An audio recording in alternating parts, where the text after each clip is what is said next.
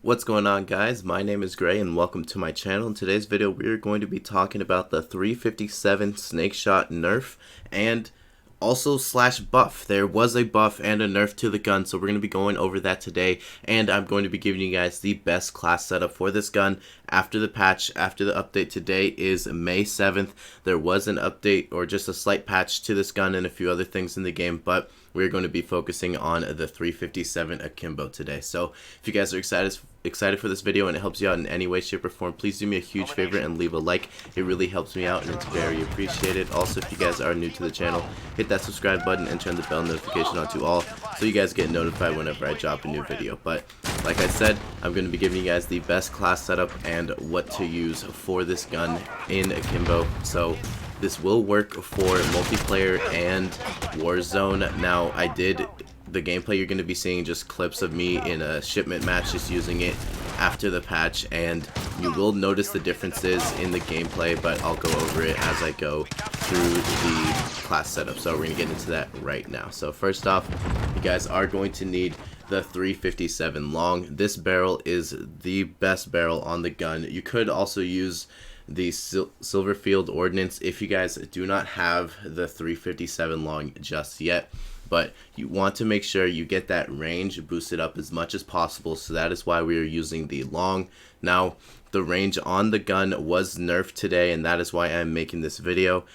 Before the patch, you were able to one-shot someone from 8 meters away, but now you can only do it from 5.5 meters away, so you have to get a lot closer to your enemy in order to kill them with a one-shot. However, that does not mean that you will be losing gunfights at 8 meters. You still can be using the snake shots. You're just going to have to hit them with multiple shots, and I'm counting that as one shot between both guns. So clicking both of your triggers at once, that counts as one shot. So you would have to hit them with a second one in order to kill them from range.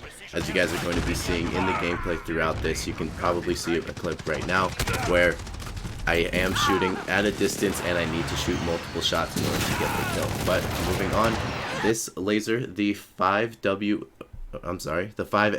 laser, is the best laser for it. It gives you hip fire accuracy and sprint to fire speed. The sprint to fire speed is very important because when you are running around a corner or building a door, whatever, you want to make sure you can pull up those guns as fast as possible in order to hit your enemy quickly, allowing you to get that first shot off and giving you an advantage in the fight.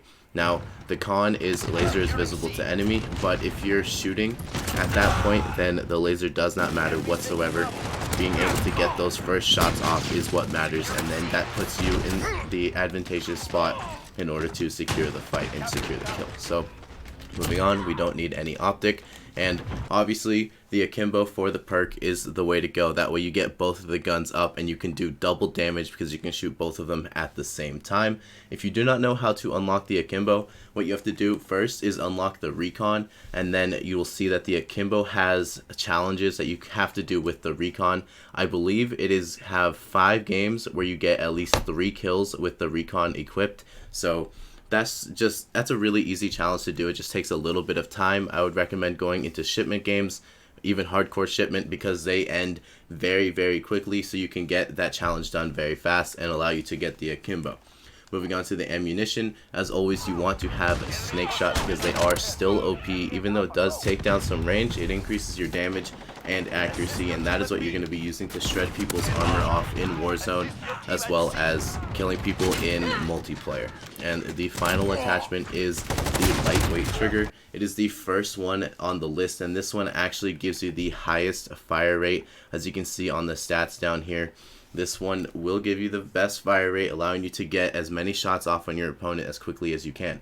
Now, if you guys are not using the snake shot ammunition and are just using the regular 357, this is where the gun actually got a buff. So before, even though you would use the lightweight trigger, you still would have a slight delay when shooting the gun, but now when you are using it, it actually pulls the gun as soon as you pull the trigger. So you did actually get a speed increase on the fire rate, but that is only if you take off the snake shot ammunition. If you are still rocking the snake shot, then it is still the same speed as it was before, but if you are not using the snake shot, then that did get a buff. But after the patch, this is the best class setup to use with this gun. It still is very overpowered if you know how to use it correctly, so that's why I'm going to give you guys some tips right now on how to use it to your advantage. So first I'm going to do multiplayer and then get into Warzone. For multiplayer, this gun will really shine in search and destroy. If you guys are camping a bomb site, you already put it down and you're just in a building waiting for the enemy to come defuse it, this gun still will be an amazing tool for you to use.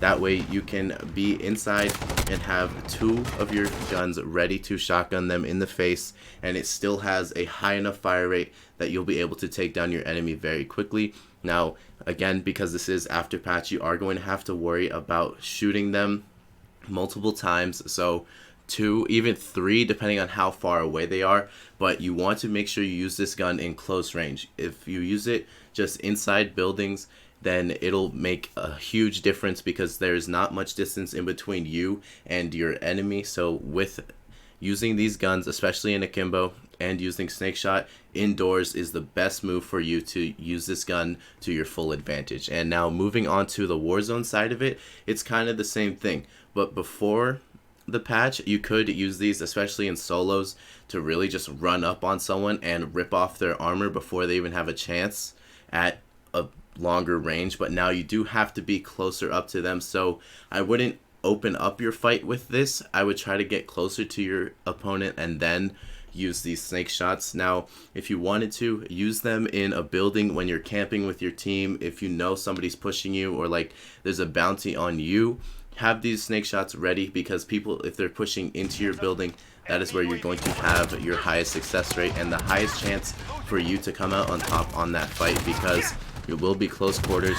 So you want to make sure you put yourself in an advantageous spot to get those close range shots with this gun, allowing you to do the most damage and get the kill basically. And it will work for, you know, squads and trios as well, but solo is the best because there's only one guy fighting you, and then because now with the range deduction you are going to have to use multiple shots, whereas before, let's say you were playing trios and you fought one person, you could literally use 2 shots to take a full health player down with the snake shot. Now that might turn into 3, even possibly 4, depending on the range that you were shooting, and then you're going to only have 2 shots left in the gun and you won't be able to take on a full team. So make sure when you're using this, you're using it in close quarters. That way you get the highest chance of hitting that damage. Again, you still can one-shot people, but you have to be extremely close. Like I said, you want to be in multiplayer 5.5 meters away from your opponent, but in Warzone, depending on your opponent's armor, if they have full armor or not, and then health, obviously, you may need to be closer to get some one-shots. You could potentially hit that one-shot on full health if you are directly behind them and get a headshot, but if somebody lets you get directly behind them in Warzone, you should get that kill anyway, guys. So come on. But with that said, that is going to be it for the class setup, and just here's the setup again to show you guys. Now I'm going to give you the perks for what I was using in multiplayer for just the gameplay that you guys were witnessing throughout this, just so you guys know what I was using if you're curious for using it in a kind of aggressive manner. Of course, I would use this gun more in search and destroy as my secondary, because it does pack a huge punch and it allows you to have just a secret weapon basically. But I was using this gun in shipment.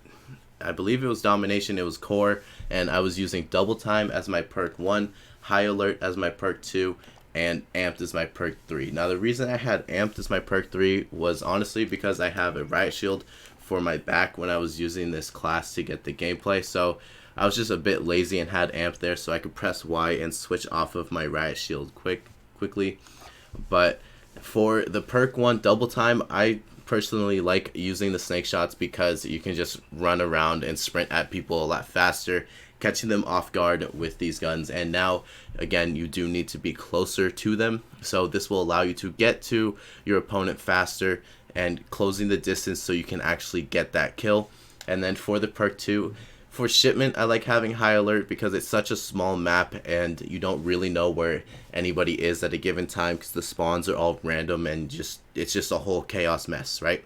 So having high alert on for shipment anyways, you can know sometimes where somebody spawns. If they spawn behind you, you can know to immediately turn around, or spawn to your left, you could turn that way and be able to snap onto them relatively quickly. But if you guys are playing Search and Destroy, then you should have a full search class and just run these as your secondary, because they still are OP in my opinion. You just have to change the style you play with them just a little bit more by just pulling back and fighting only in close range with them. But thank you guys so much for watching. If you enjoyed this video, please do me a huge favor and leave a like. It really helps me out, and it's so very appreciated. Also, if you guys are new to the channel, hit that subscribe button and turn the bell notification on to all so you guys get notified whenever I drop a new video. Check out the videos you see on your screen right now, and I'll see you guys in the next one. Have a great day, everybody. Peace.